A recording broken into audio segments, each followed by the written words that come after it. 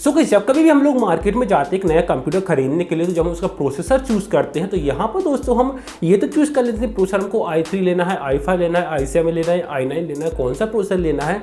लेकिन दोस्तों यहाँ पर उसके साथ में एक टर्म्स और निकल के आती है, वो होती है प्रोसेसर की generation.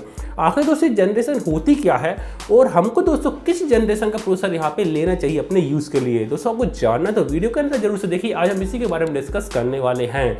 So hey guys, this is Shubham, welcome to my channel the technical knowledge. So let's get started to the video.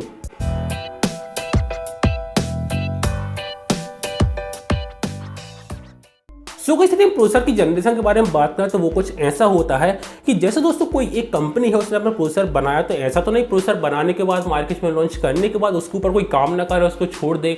यहाँ पर दोस्तों कोई एक प्रोसेसर बन जाता तो उसके बाद दोस्तों उसके ऊपर कंटिन्यूसली दोस्तों यहाँ पर एक्सपेरिमेंट होते रहते हैं, उसको और बेटर बनाने की कोशिश करती जाती है कंपनी। तो यहाँ पर दोस्तों जैसे ही एक प्रोसेसर जो है उसमें इंप्रूवमेंट हो जाते हैं। जैसे इंप्रूवमेंट किसी चीज़ का होता है, लाइक उसमें बहुत सारे ट्रांजिस्टर लगे होते हैं, मिलियंस ऑफ ट्रांजिस्टर लगे होते हैं, तो उनकी थिकनेस को कम किया जाता है टाइम टू टाइम। उसका दोस्तों क्लॉक स्पीड को बढ़ाया जाता है। इस तरीके से काफ़ी सारे इंप्रूवमेंट किए जाते हैं, फैब्रिकेशन में यहाँ पे इंप्रूवमेंट किया जाता है। और जो सक्सेसफुली इंप्रूवमेंट करने के बाद जब एक नया प्रोसेसर निकल के आता है तो उसको मार्केट में जब लॉन्च किया जाता है तो उसके एक नई जनरेशन के नाम से दोस्तों लॉन्च किया जाता है। तो ये काम होता है दोस्तों मेन जनरेशन का। ये होती है जनरेशन, क्या होती है शायद आपको समझ में आ गया होगा। अब दोस्तों यहाँ पर क्या होता है कि अब हमारे दिमाग में एक सवाल आता है कि आखिर हमको कौन सी जनरेशन का प्रोसेसर लेना चाहिए। सपोज हमने चूज कर लिया कि हमको इंटेल का i5 प्रोसेसर लेना, तो हम कौन सी जनरेशन के ले, 8 जनरेशन, 9 जनरेशन, 10th जनरेशन, क्योंकि रिसेंटली दोस्तों 10th जनरेशन मार्केट में अवेलेबल है। तो यहाँ पर दोस्तों सिंपल सा काम है कि आपको पता है कि जो जैसे जैसे टेक्नोलॉजी इंप्रूव हो रही है तो जहाँ पे नया जनरेशन वाला का प्रोसेसर जो है वो मार्केट में आता जाता है, तो हमको दोस्तों लेटेस्ट टेक्नोलॉजी मतलब कि लेटेस्ट जनरेशन वाला प्रोसेसर ही हमेशा लेना चाहिए। यदि एट प्रेजेंट अभी की बात करें तो आप कोई प्रोसेसर लें, i3 लें, i5 लें, i7 लें, इंटेल का कोई प्रोसेसर लें, तो यहाँ पर दोस्तों सभी के 10th जनरेशन प्रोसेसर अवेलेबल है मार्केट में। तो आप 10th जनरेशन का प्रोसेसर यहाँ पे अभी के टाइम में परचेस कर रहे हैं। इन फ्यूचर दोस्तों यहाँ पे अगला जनरेशन आएगा तो आप दोस्तों उस जनरेशन का प्रोसेसर ही मार्केट में जो रहेगा उसको आप परचेस कर रहे हैं। सिंपल सी बात है, जो लेटेस्ट है उसको आपको परचेस करना है।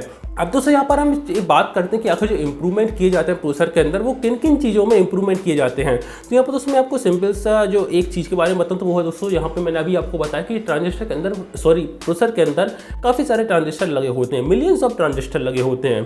तो यहाँ पर दोस्तों जो मेन इंप्रूवमेंट होता है वो होता है उसकी थिकनेस के ऊपर, कि ट्रांजिस्टर की थिकनेस को दोस्तों कम करते जाए। अब थिकनेस कम होगी तो उसका साइज दोस्तों भी रिड्यूस होता जाएगा, छोटा होता जाएगा।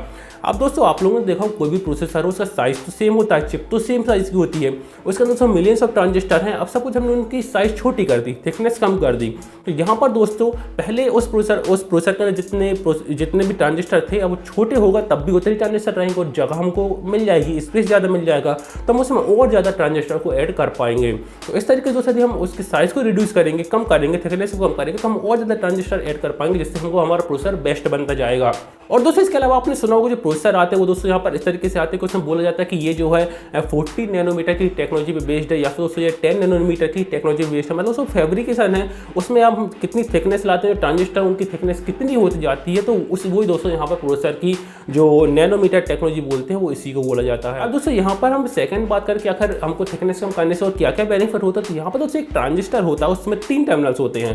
तो यदि दोस्तों हम उसकी थिकनेस कम करेंगे तो 2 टर्मिनल के बीच का स्पेस भी कम होगा, उसकी थिकनेस कम होगी, जिससे उन दोनों के बीच में इलेक्ट्रॉन का ट्रेवल होना है तो वो दोस्तों जल्दी ट्रेवल हो जाएंगे, क्योंकि डिस्टेंस ही कम हो गई। अब इलेक्ट्रॉन जल्दी ट्रेवल हो जाएंगे, वो अपने डेस्टिनेशन तक जल्दी पहुंच जाएगा, तो डेफिनेटली दोस्तों प्रोसेसर की स्पीड जो है वो इंप्रूव हो जाएगी।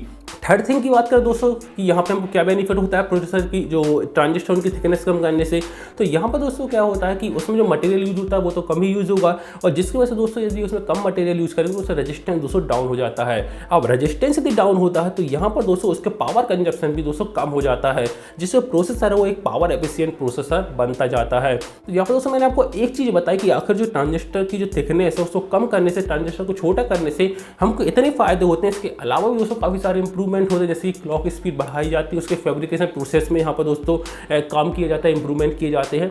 और ये सारे इंप्रूवमेंट सक्सेसफुली हो जाने के बाद दोस्तों जो नया प्रोसेसर आता है बन जाता है, उसको जब मार्केट में लॉन्च करते हैं तो एक नई जनरेशन के साथ में, नई जनरेशन के नाम के साथ दोस्तों यहाँ पे लॉन्च किया जाता है। तो उम्मीद करता हूँ दोस्तों आपको समझ में आ गया होगा। और दोस्तों यदि कोई वीडियो पसंद आए तो please like, comment, share, subscribe कुछ कर दीजिए और सारे पहले उसको प्रेस कर दीजिए। आपसे मिलता हूँ दोस्तों मैं अगले वीडियो में, तब तक के लिए बाय बाय।